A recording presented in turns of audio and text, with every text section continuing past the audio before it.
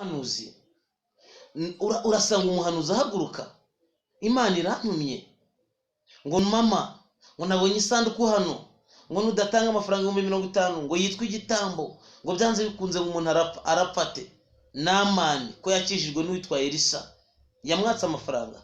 Hezekiya amanuka ajya guhanura mu kibaya mu magufwa yari yarumye yigeze yaka amafaranga. Ndagira ngo nkubwire ngo igitambo dufite ni Yesu, wa mukozi w'Imana we wovuga ngo iragutumye.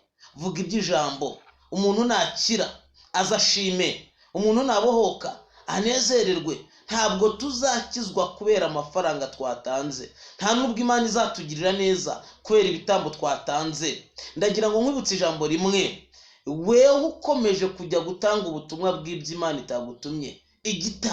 Igitambo niki? Tanga imodoka, itanga ibi, tanga ibi. Ibyo ngibyo ntacyo byamara. Kizwa neza, wakire Yesu, ugenda uvuga ibyo Yesu agutumye, ugenda uvuga iby'ijambo rigutumye, naho ibindi byose wongeraho ibyo ni zero.